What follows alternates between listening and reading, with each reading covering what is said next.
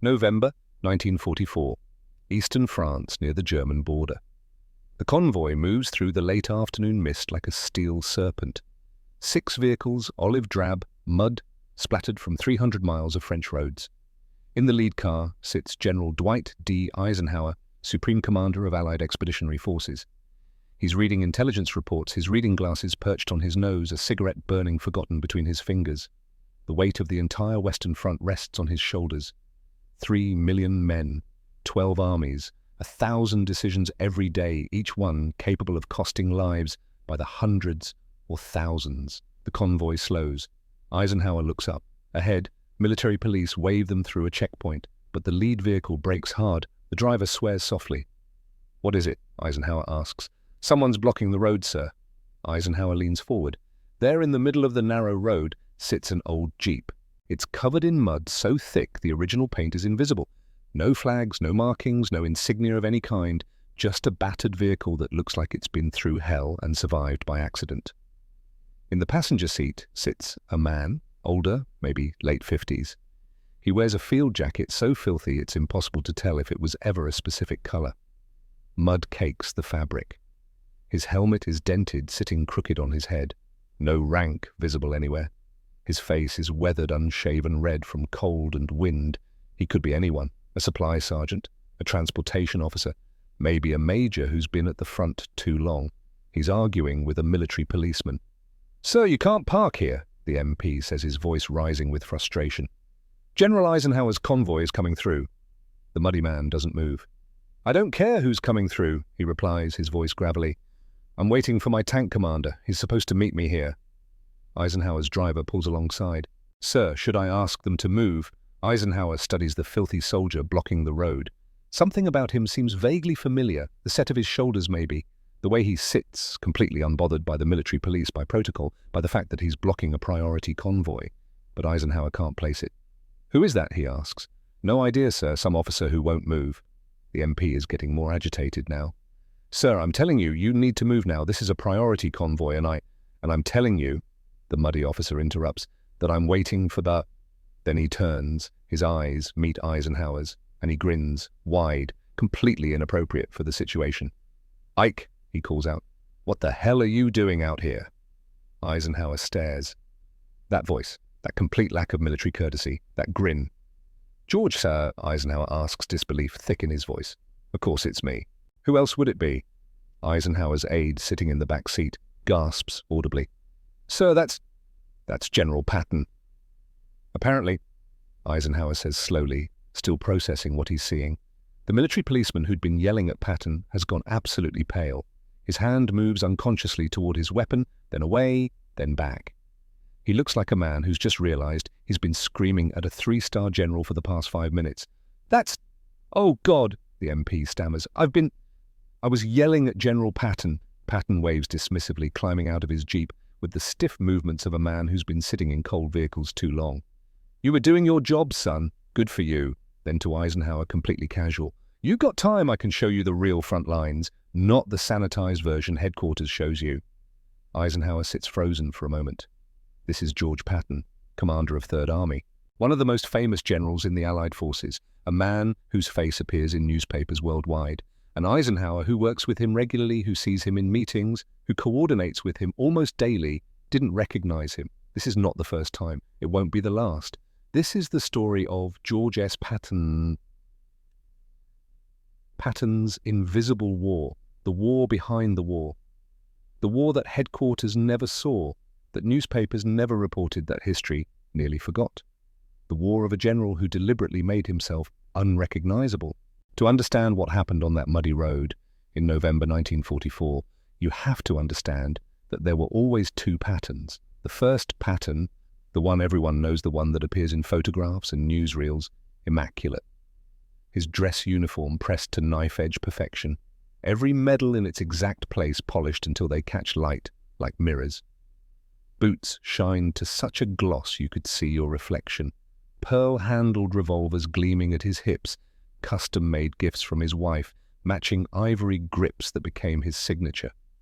A riding crop in his hand, a theatrical prop that made him look like something from another century, and his helmet 3 stars prominently displayed, impossible to miss, announcing his rank to everyone within sight. That Patton commanded parades, that Patton gave speeches, that Patton appeared at official functions and dined with generals and politicians, that Patton was designed to be seen. But there was another Patton, the one wearing a plain field jacket with no insignia of any kind, the one with a standard-issue helmet, usually dented from use, sometimes without a helmet at all, just a knit cap pulled low, combat boots covered in mud, never polished, worn until the leather cracked, no visible rank anywhere on his person, no medals, no identification, no riding crop, no pearl revolvers, nothing that said general, nothing that said important, nothing that said pay attention to me. That Patton walked front lines, that Patton slept in foxholes, that Patton talked to privates and sergeants and lieutenants who had no idea who he was, that Patton was designed to see. When I want soldiers to see me, he explained once to his staff, I dress like a general. When I want to see the front without getting shot, I dress like a supply sergeant. The logic was simple. Battlefield logic, survival logic. German snipers hunted for officers. They had specific orders, specific training, specific rewards for taking out high-value targets. An American general was the highest value target on any battlefield, and generals were easy to spot. Stars on helmets, better uniforms, insignia everywhere. They might as well paint targets on their backs. Wearing obvious rank markers at the front wasn't just dangerous, it was suicide. But Patton took it further than necessary. He didn't just remove his stars and insignia, he deliberately made himself look shabby, dirty, anonymous, like someone who'd been at the front too long and nobody cared about anymore. Why, one of his aides asked him that once, back in October, after Patton returned from yet another reconnaissance mission covered in mud that took 3 washings to remove.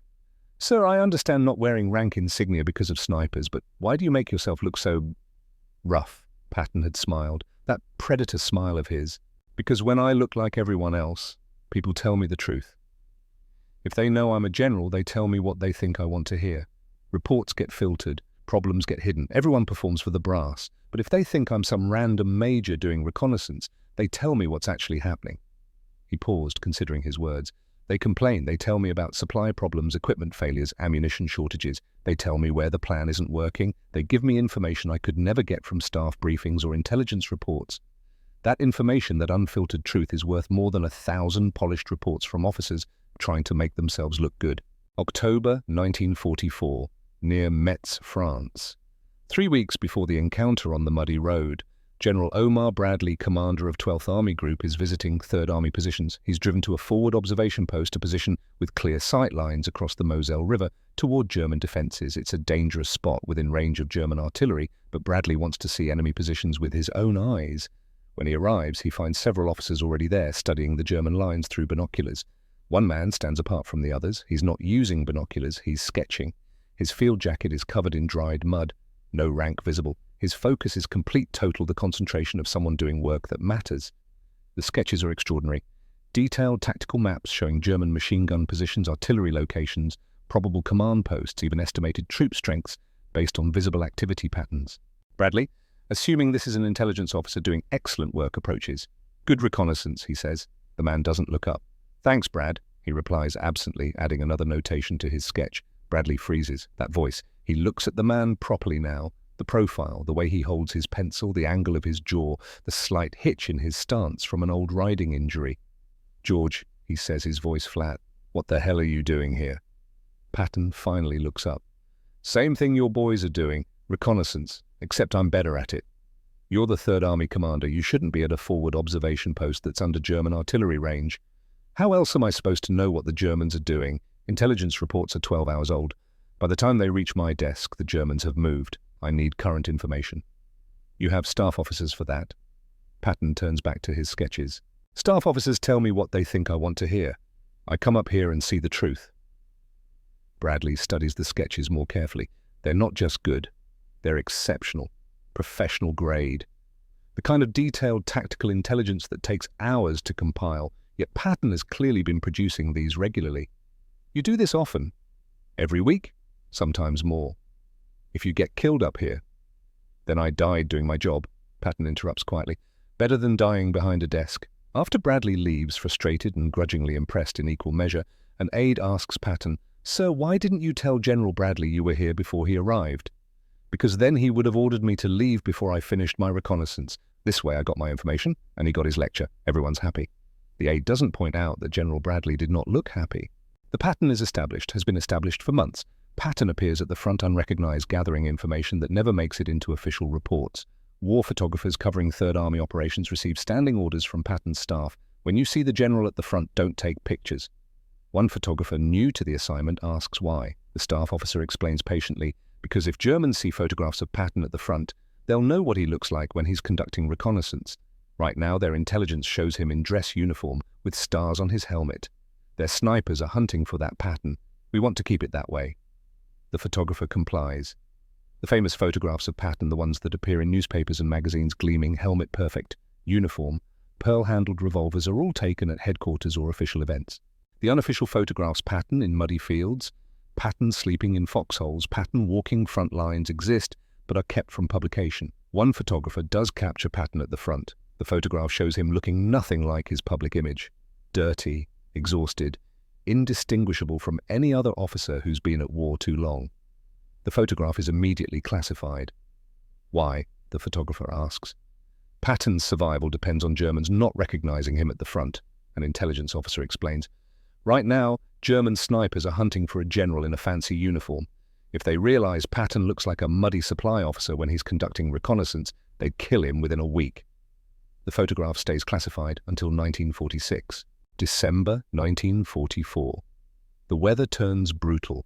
Snow, ice, temperatures dropping below 0 Fahrenheit. The kind of cold that makes metal burn skin, that freezes moisture in lungs, that kills as efficiently as bullets. The Allied advance slows, then stops. Supply lines stretch thin. Ammunition runs low.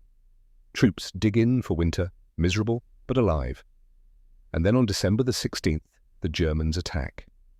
The Battle of the Bulge, Hitler's last desperate gamble in the West. A massive counteroffensive through the Ardennes, the same route Germany used to invade France in 1940. 200,000 German troops, 600 tanks. Complete surprise achieved through weather that grounded Allied reconnaissance aircraft and radio silence that prevented signals intelligence from detecting the build-up. Allied lines shatter. Entire divisions are cut off. Chaos spreads through the American First Army. Communications break down. Nobody knows where the Germans are, how many there are, how far they've penetrated. Within 48 hours, the situation becomes critical. The Belgian town of Bastogne, a crucial road junction where 7 roads converge, is surrounded. The 101st Airborne Division is trapped there, cut off, outnumbered 3-1, running low on ammunition and medical supplies. If Bastogne falls, the German breakthrough succeeds. If Bastogne falls, the entire Allied position in the Ardennes collapses. If Bastogne falls, the war in Europe extends by months, maybe years. Tens of thousands of additional casualties, perhaps hundreds of thousands. Eisenhower calls an emergency meeting. December 19th, 1944, 1100 hours. Verdun, France. A medieval fortress town chosen because it's roughly equidistant from all the major headquarters. The room is cold, heating barely functions. The assembled generals can see their breath. Eisenhower is there, Bradley. British Field Marshal Bernard Montgomery, impeccably dressed as always, despite the chaos. Various corps and army commanders, and Patton is supposed to be there. But the meeting is about to start and Patton hasn't arrived. Eisenhower checks his watch. Irritation flickers across his face. "Where the hell is George?" an aide responds. "He radioed that he's coming from the front, sir. Should be here any minute." Montgomery sniffs dismissively. Typical Patton, always making an entrance. 10 minutes pass, 15. Then the door opens. No fanfare, no announcement. A muddy figure walks into the room. He's covered head to toe in frozen mud. His uniform is unidentifiable under the grime. His face is red from cold, wind-burned, unshaven. He has no escort, no aide, nothing to indicate rank or importance. A staff officer moves to intercept him. "Excuse me, this is a restricted—" "Let him through," Eisenhower says tiredly. He recognizes that walk now, has learned to recognize it. The slight hitch in the left leg from an old riding accident. The way the shoulders stay level despite the uneven stride. "That's Patton," Montgomery stares. "That cannot possibly be Patton." "It is," Bradley confirms quietly. "That's how he always looks coming from the front." Patton crosses to the map table, trailing frozen mud across the floor.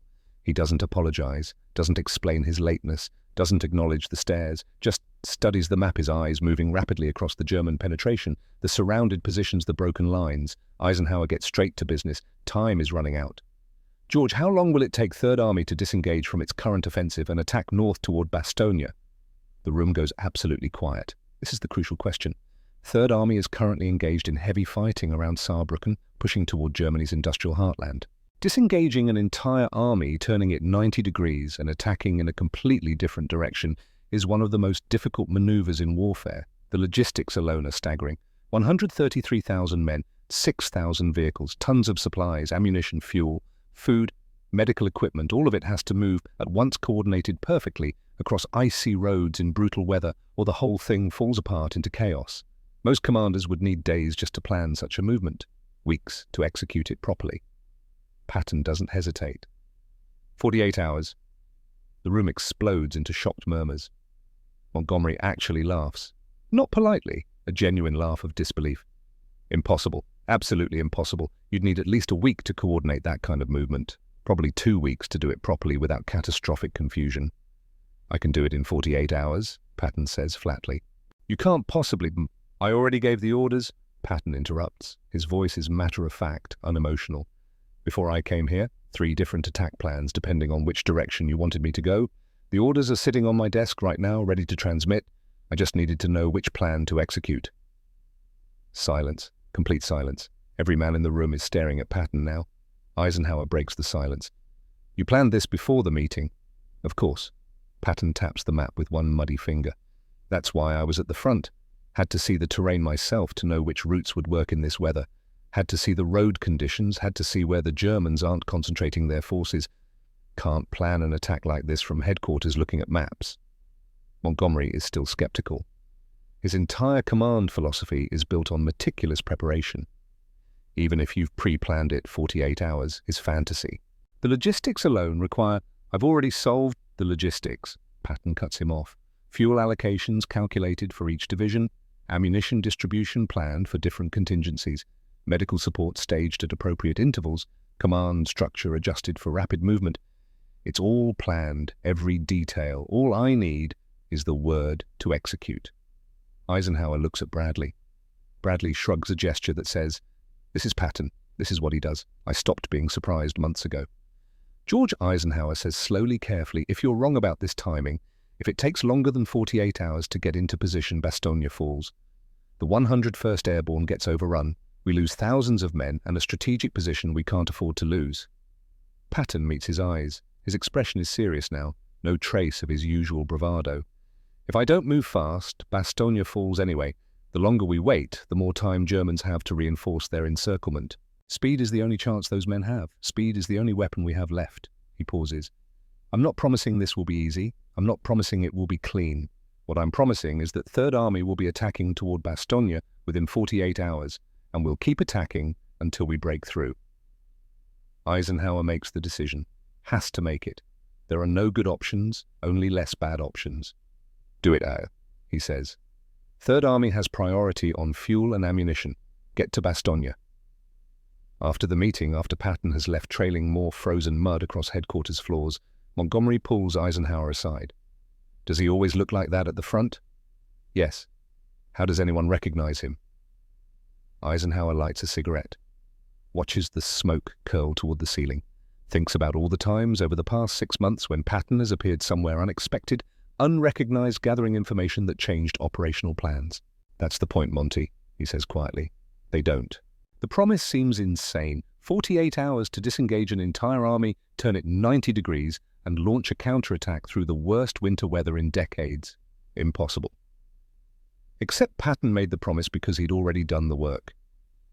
While other generals planned from headquarters studying maps and intelligence reports, Patton had been at the front. For months. Walking the terrain, seeing the roads, talking to transportation officers about vehicle capacity, talking to supply sergeants about fuel reserves, talking to soldiers about morale and capability, all while looking like nobody important, all while being invisible. That invisibility was his weapon, his intelligence-gathering tool, his truth detector. Because when people didn't know they were talking to the commanding general, they told him reality instead of performance. They didn't exaggerate capabilities to impress him. They didn't hide problems to avoid blame. They didn't give him the official answer. They just told him what actually worked and what didn't. And from those thousands of conversations, those hundreds of reconnaissance trips, those dozens of nights sleeping in foxholes with soldiers who didn't know his name, Patton had built a picture of his army that no headquarters staff could match. He knew what Third Army could do because he'd seen it with his own eyes, not through reports, not through briefings, not through information filtered up through chains of command, directly. And he knew with absolute certainty, born from direct observation, that Third Army could make the turn in 48 hours, because he'd already planned exactly how to do it. The orders go out on December 19th, 1944, 1400 hours. Third Army begins to move. 133,178 vehicles, 62 miles of convoy, moving through ice and snow, through some of the worst winter weather in decades, through roads that were barely passable in summer and are nightmares in winter, moving toward Bastogne, moving to save 10,000 surrounded paratroopers, moving because a general dressed like a supply sergeant had walked enough muddy roads to know it was possible. This is part one of the story. The establishment. The method revealed. The promise made. Now comes the execution. December 20th, 1944. The roads to Bastogne. Third Army moves north like a river changing course. Except rivers don't move through blizzards. Rivers don't carry 50,000 tons of ammunition. Rivers don't navigate frozen roads where trucks slide into ditches every 15 minutes, where convoy speeds drop to walking pace, where drivers operate for 20 consecutive hours because stopping means freezing. The movement is chaos organized by will. Patton is not at headquarters coordinating this massive operation from behind a desk. He's not in a warm command post monitoring radio traffic and adjusting plans based on reports. He's in a jeep. His driver is Sergeant John Mims, a lean man from Georgia who's been driving Patton for 6 months and has learned to expect the unexpected. They're driving the same roads Third Army is using, wearing the same anonymous field jackets, looking like just another jeep in a convoy of thousands. Mims has learned not to be surprised when Patton orders him to stop so the general can talk to a driver whose truck has slid off the road, or a traffic control officer trying to unsnarl a jam where two convoys have collided at an intersection. Nobody recognizes Patton in these moments. Nobody salutes. Nobody performs. They just tell him what's working and what isn't.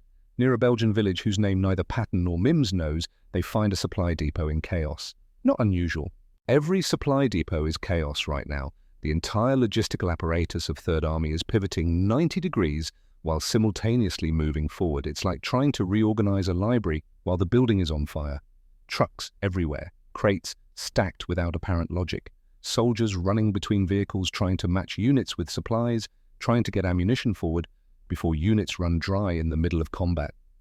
A supply sergeant stands near a stack of fuel drums, his face red with cold and frustration. He's arguing with someone. Eisenhower. Patton recognizes him immediately despite the lack of stars or insignia. The Supreme Commander has had the same idea Patton has seen the reality instead of accepting reports. Eisenhower hasn't noticed Patton yet. He's focused on the supply sergeant.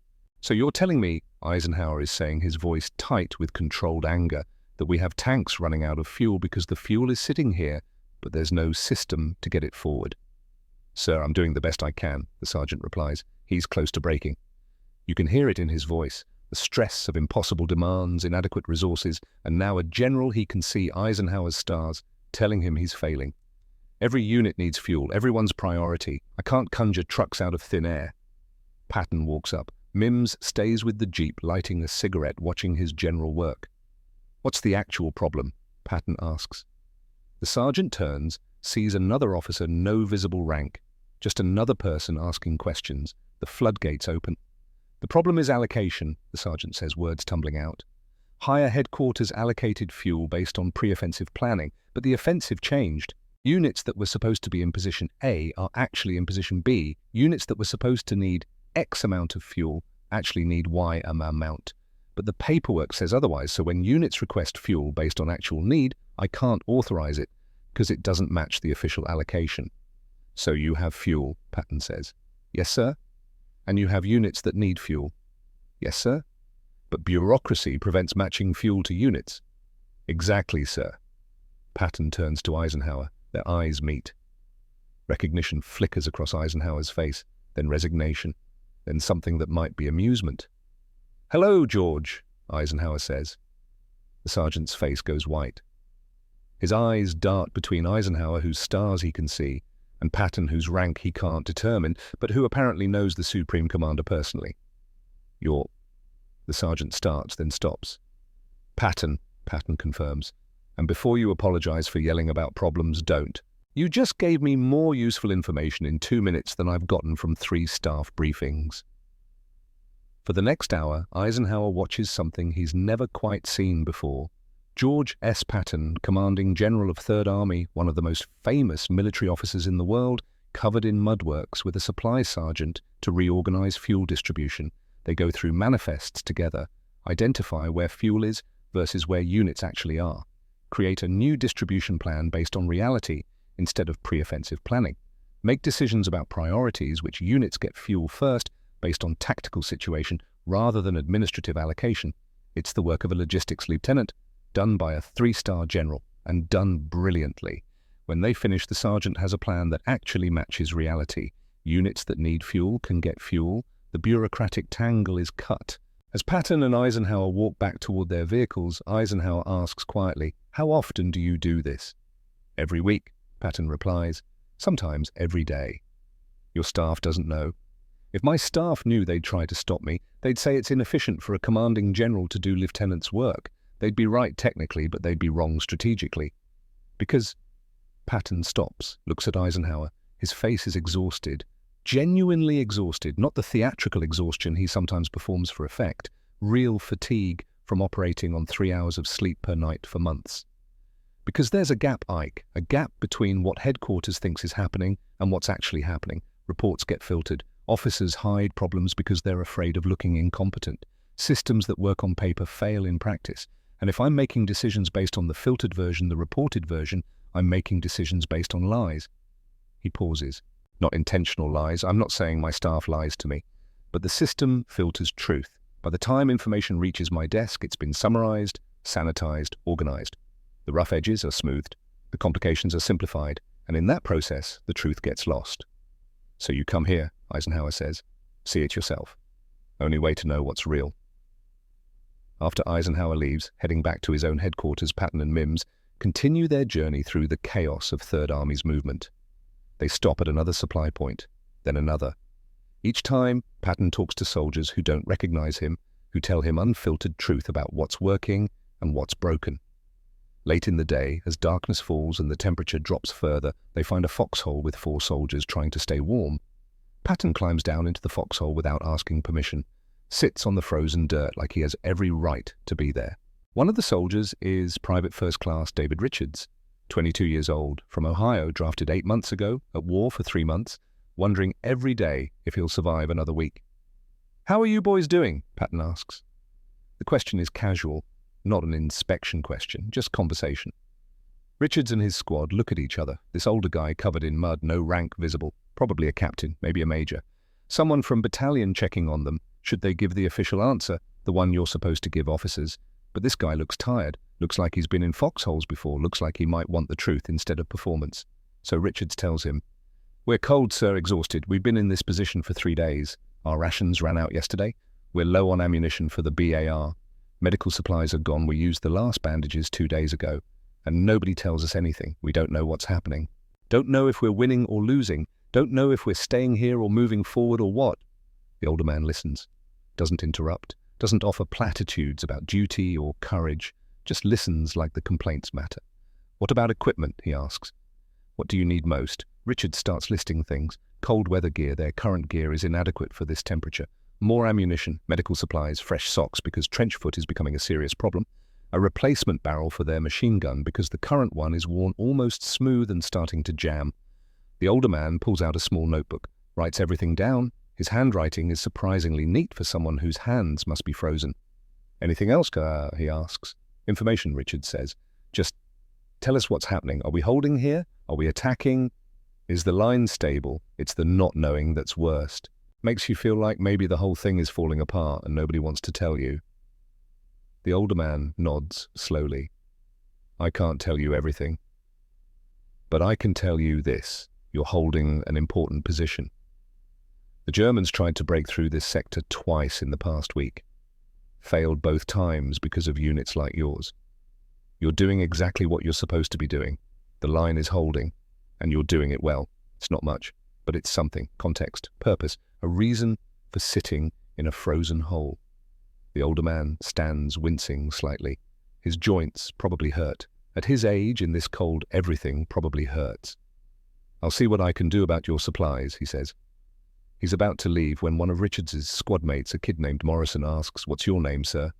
The older man pauses, looks back. That weathered face, those tired eyes. "Patton," he says. Then he walks away. The foxhole is absolutely silent for a long moment. Then Morrison whispers, "Did he just say Patton?" "He said Patton," Richards confirms. "As in General Patton, commander of 3rd Army?" "Yeah. We complained to General Patton for 20 minutes. I know. We told him our rations ran out. We told him we don't know what's happening. I know," Richards interrupts. "I know what we told him." They sit in silence, processing this. Later that night, their lieutenant comes by checking positions. Richards tells him about the encounter. "Patton was here," the lieutenant asks, skeptical. "Sitting right there." Richards points at the spot where Patton sat. "Talked to us for maybe 20 minutes. Asked about our equipment, our supplies, what we needed." "What was he wearing?" "Muddy field jacket. No rank. Looked like someone who'd been at the front too long." The lieutenant's skepticism fades. "Yeah, that's Patton. He does that, comes to the front, talks to soldiers, doesn't tell them who he is until they ask." Why? Morrison asks. "Because if you knew it was Patton, you'd tell him what you think he wants to hear. Since you didn't know, you told him the truth." The lieutenant grins. "And now he knows exactly what you need." The next day, everything Richards asked for arrives. Ammunition, cold weather gear, medical supplies, fresh socks, a replacement barrel for the machine gun. Everything delivered within 24 hours of a conversation with a muddy officer in a foxhole. Richards writes home that night.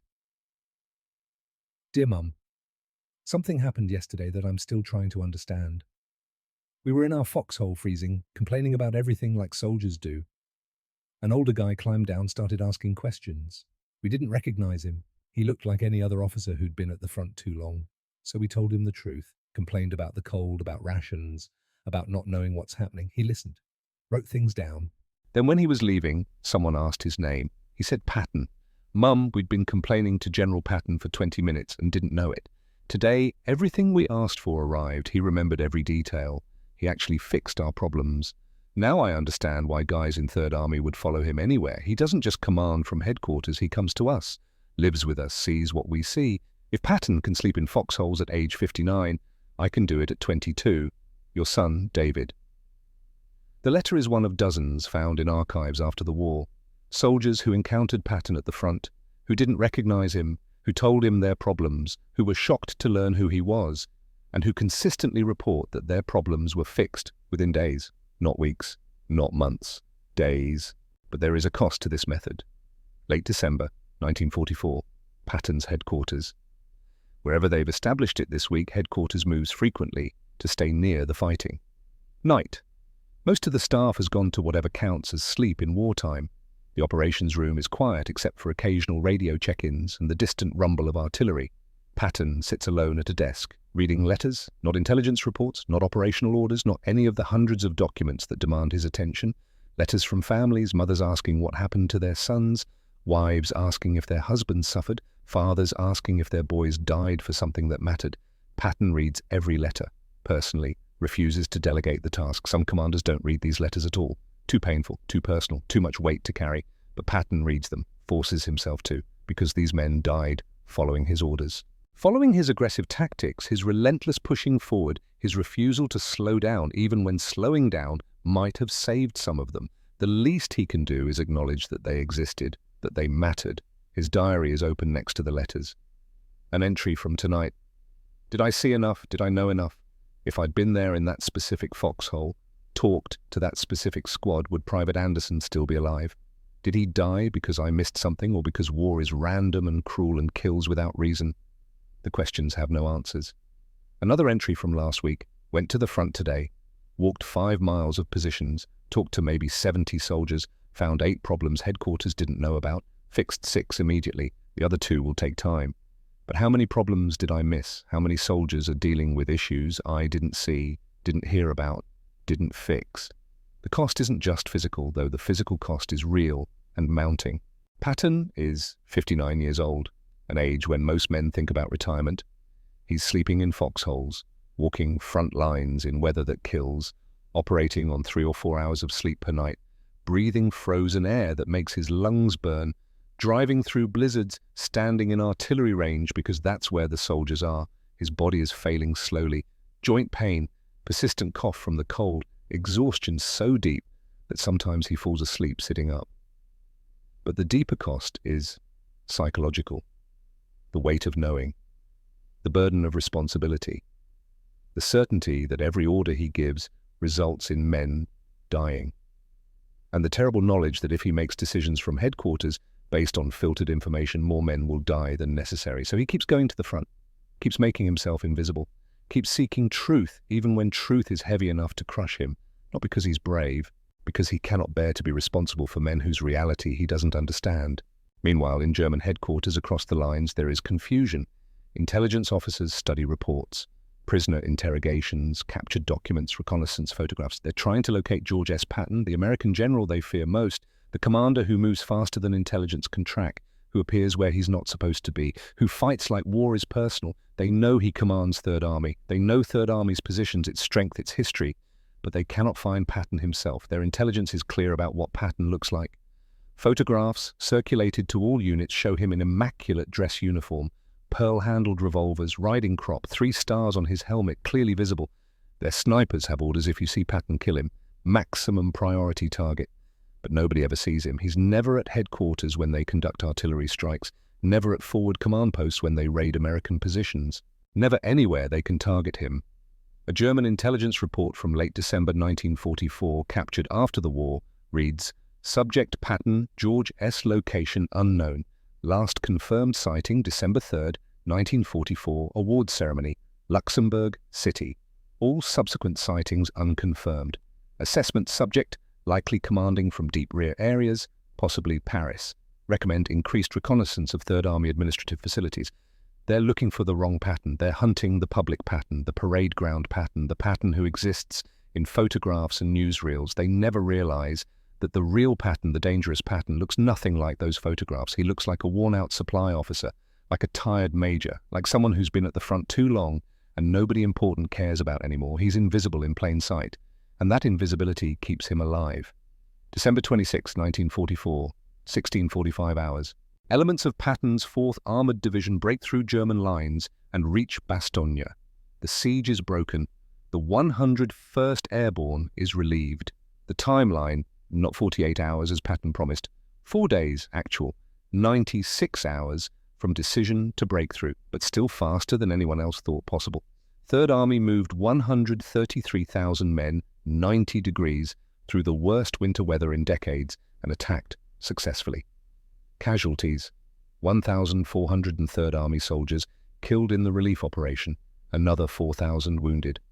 But Bastogne holds, the German offensive stalls, the Bulge begins to collapse. Patton's gamble worked. But at what cost? January 1945. The Battle of the Bulge is over. Third Army has driven the Germans back, eliminated the Bulge, restored the front lines. The statistics are being compiled, analyzed, debated. Third Army casualties from the relief operation: 1,400 killed, 4,000 wounded, 500 missing. Could it have been done with fewer casualties, with more cautious tactics, with better planning? Nobody knows, cannot know. War doesn't offer the chance to rerun operations with different approaches and compare results. But Patton knows something else, something he saw directly, something that doesn't appear in after-action reports. The relief of Bastogne wasn't won by tactics alone, wasn't won by speed alone, wasn't won by aggression alone. It was won by soldiers who trusted their commander, soldiers who knew, because they'd met him in foxholes, that Patton understood what they were experiencing, soldiers who knew because supplies appeared when promised that Patton kept his word, soldiers who knew because he'd been there in the mud with them that he wasn't asking them to do anything he wouldn't do himself.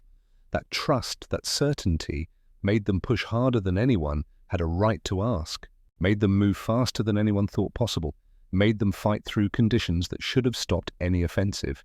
The invisible war made the visible war possible. March 1945, Germany. The war is ending. The question is no longer if Germany will be defeated, but when. Third Army has crossed the Rhine, pushed deep into German territory, moving so fast that supply lines can barely keep up, moving so fast that maps are obsolete by the time they're printed.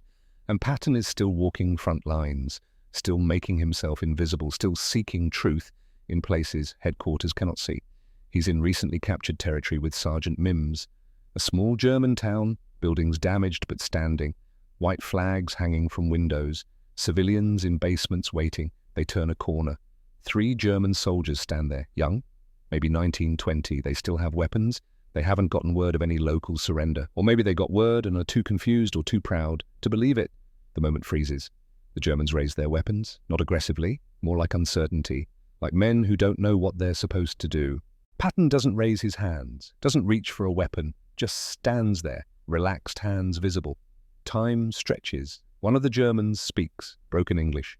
Americans, yes, Patton replies. Were officers, yes.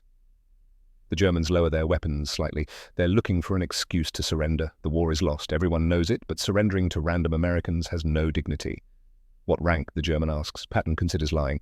Could say he's a major, a colonel. Give these boys a face-saving reason to lay down their weapons. But lying isn't his way. Never has been. General, he says. Third Army. The Germans' eyes widen. They know that name. Everyone in the German military knows that name. Are you Patton? The German asks. Yes. Silence. The Germans could shoot. Close range. Couldn't miss. 3 rifles against 2 men who aren't even armed.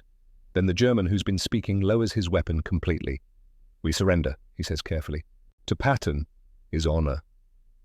They lay down their rifles, ceremonially, with dignity. After the Germans are secured, sent back under guard, Mims turns to Patton. Sir, he says, voice tight, you could have been killed. If you'd lied about your rank, said you were a colonel. If I'd lied and they found out later, they might have felt deceived. Patton interrupts. Might have attacked. Telling the truth gave them a reason to surrender with honor. That's one hell of a gamble. Patton looks at him. That expression Mims has learned to recognize. Tired, certain, carrying weight. War is gambling, Patton says quietly. I just bet on honesty. April 1945. The end is close now. Days away. Maybe weeks. Third Army receives orders, halt advance. Let Soviet forces take Berlin. Political decision, strategic decision. A decision Patton disagrees with violently. He could protest publicly, could go to the press, could make his opposition known. Instead he goes to the front one last time. Talks to soldiers, explains why they're stopping when Germany is collapsing. When victory is within reach, the soldiers are frustrated, angry. They've fought this far, lost friends, suffered, and now they're stopping. Patton listens to their frustration, doesn't defend the decision, doesn't pretend to agree with it, just explains the political reality. One soldier, a corporal from Montana, asks, Sir, was it worth it? Everything we did, everyone we lost, was it worth it? Patton looks at him, considers his answer carefully. I don't know, he says honestly. Ask me in 20 years, ask historians in 50 years. All I know is we did what we believed was right based on the truth we could see. We fought as hard as we could. We tried to minimize casualties while achieving objectives. We took care of each other. Beyond that, he pauses. Beyond that, history will judge. The corporal nods, accepts the answer, because it's honest, because Patton isn't giving him platitudes or false certainty. That night, Patton writes his final diary entry about the invisible war. The war is ending. Soon I'll return to the visible world, to parades and ceremonies and official functions, to the public Patton. But I'll miss the invisible war, miss the truth you can only find in foxholes, miss the honesty of soldiers who don't know they're talking to a general, miss seeing the war as it actually is rather than as headquarters believes it to be. The invisible war taught me more about command than any classroom or manual ever could. It taught me that truth is the most valuable commodity. That leadership requires presence, not just authority, that you cannot command what you do not see, and you cannot see clearly when everyone is performing for you. I'll carry those lessons until I die. May 8th, 1945, Victory in Europe Day, Germany surrenders. After 5 years of war, after millions of deaths, after destruction beyond comprehension, it's over. Celebrations erupt across Europe and America. Soldiers embrace. Civilians dance in streets. Church bells ring. Patton is not celebrating. He's at an American military cemetery, rows of white crosses stretching toward the horizon, each one marking where a Third Army soldier is buried. He walks alone between the graves, reading names, ranks, dates of death. Each cross represents a decision he made, an order he gave, a life that ended because of his choices. His diary entry that day is brief. The war is won. History will judge whether we won it correctly, whether my methods, my tactics, my decisions were right. I cannot answer that. Can only say I did what I believed necessary, sought truth when others accepted comfortable lies, made decisions based on what I saw rather than what reports told me. 21,000 Third Army soldiers killed. Did they die because of my methods or despite them? Would more have died with different tactics? Fewer? No way to know. Can only live with the choices I made. The post-war years bring analysis. Military historians study Third Army's campaigns, try to understand what made them successful, try to extract lessons for future officers. They focus on tactics, on logistics, on operational planning. They miss the most important lesson. Years later, when historians finally piece together the full story of Patton's reconnaissance methods, when classified photographs are released, when soldiers' letters are compiled, a picture emerges, the picture of a general who fought two simultaneous wars. The visible war, the one with tanks and artillery, the one newspapers reported, the war of campaigns and statistics, and the invisible war, the war of one man making himself anonymous so he could see reality, walking hundreds of miles of front lines, sleeping in foxholes with soldiers, fixing supply problems at granular level, gathering truth one conversation at a time. General Hobart Gay Patton's Chief of Staff reflects in 1952, he wanted to see reality, not performance. When soldiers knew a general was watching, they cleaned up, hid problems, presented the best version. But when Patton looked like everyone else, they told him what was actually happening. Equipment failures they hadn't reported, supply shortages they were improvising around, morale problems they were handling quietly. He saw all of it, and because he saw it, he could fix it before it became catastrophic. Colonel Oscar Koch, intelligence officer, offers his perspective. Patton gathered intelligence no staff officer could provide. He knew terrain from walking it. He knew weather effects from experiencing them. He knew road conditions from driving them. He knew what German positions looked like from ground level.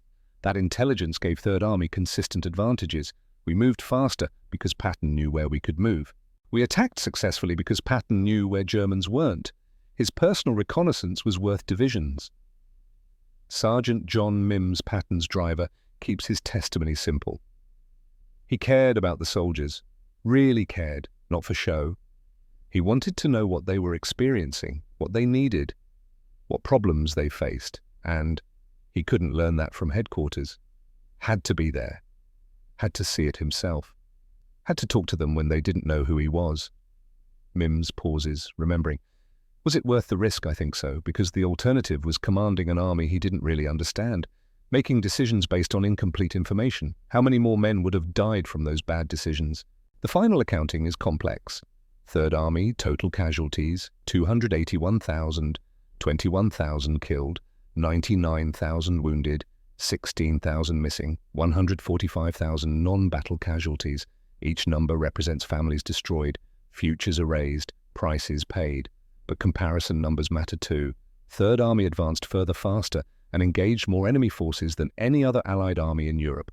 600 miles in 11 months, 1.3 million enemy soldiers engaged, 137,000 enemy killed, 400,000 captured, the mathematics of war written in blood. Patton's answer from a letter written months before his death: war is mathematics written in blood. Every decision trades lives for objectives. Move fast, accept tactical casualties, save strategic time. Move slow, reduce tactical casualties, pay strategic costs. There is no perfect answer, only choices about which price to pay. I chose speed, chose aggression, chose to keep moving. Did that cost lives? Yes. Would the alternative have cost fewer? I'll never know. Can only know I made decisions based on the best information available, and I made sure that information was truth, not filtered reports, but direct observation. He continues, the soldiers who served under me knew I was with them, not in theory, actually with them, in foxholes, at supply depots, on reconnaissance. They knew because they saw me there, even if they didn't recognize me. That knowledge created trust, and trust in war is worth divisions. A museum display years after the war. 2 uniforms hanging side by side. Both belong to George S. Patton, both worn during World War II, The first immaculate dress uniform, every medal in place, gleaming buttons, pearl-handled revolvers, three-star helmet polished until it shines. The second field jacket, muddy, worn, no insignia, standard helmet dented stars scraped off, combat boots with cracked leather, both authentic, both real. Together, they tell the complete story. A museum visitor, a young officer studying military history, examines the display. His instructor asks, which one is the real Patton? The young officer thinks carefully. This one, he points to the parade uniform, was designed to be remembered. Then he points to the muddy field jacket. But this one was designed to win. The instructor nods. Both were real. Both were necessary. Leadership requires both. The young officer stares at the muddy uniform, studies it, tries to imagine what it was like to be a three-star general who deliberately made himself look like nobody. "Sir, that is Patton," he says quietly, not quite realizing he's repeating the famous phrase. The phrase that defined a command style. The phrase that echoed through Third Army whenever someone finally recognized the muddy officer they'd been talking to. The phrase that captured a profound truth about leadership. The lesson, if there is one, transcends military tactics. It's about leadership in any context where decisions are made at a distance from consequences. About the gap between plans and reality. About the filters that exist in hierarchical organizations. About the performance that occurs when people know authority is watching. About the truth that only emerges when authority makes itself invisible. Patton's method cannot be exactly replicated, cannot be reduced to a checklist, but the principle remains. If you want to know the truth about any organization, any operation, any system, you must see it as it actually is, not as reports claim it is. You must talk to people when they don't know you're important. You must be willing to be unrecognized, anonymous, invisible. You must live in the gap between what you're told and what actually is. That's uncomfortable, inefficient, risky. But it's the only way to see clearly. And clear sight, Patton believed until his last day, is the foundation of every good decision. December 1945. George S. Patton dies in a car accident in Germany. Not in combat, not leading troops, just a random traffic accident on a day when ice made roads treacherous. He's 60 years old. At his funeral, soldiers from Third Army come to pay respects. Hundreds of them. Then thousands, many tell the same story, about meeting a muddy officer who asked about their problems, about not recognizing him until later, about problems being fixed within days, about a general who came to their foxholes instead of summoning them to headquarters. "Sir, that is Patton," one soldier says, at the funeral, tears streaming down his face. "The general who cared enough to be invisible so he could see us clearly." The epitaph that matters most isn't carved in stone. It's carried in the memories of soldiers who served under him, soldiers who knew that somewhere in the chaos of war, a general was walking muddy roads, sleeping in frozen foxholes, standing in artillery range, not because he had to, because he understood that leadership without truth is command without wisdom, and truth requires the courage to make yourself invisible so you can finally see clearly. This is the complete story, the story of the General Eisenhower couldn't recognize, the story of the invisible war that made the visible war possible, the story of George S. Patton, who understood that you cannot command what you do not see, and you cannot see clearly when everyone is performing for you, who understood that leadership isn't about being recognized, it's about recognizing truth, and truth requires presence, honesty, humility, the willingness to climb down into foxholes and ask soldiers what they need, the wisdom to look like nobody so people tell you everything, the courage to seek reality instead of accepting comfortable lies. 2 uniforms, 2 wars, 1 man, 1 truth. Leadership isn't about the stars on your helmet, it's about whether you have the courage to take them off.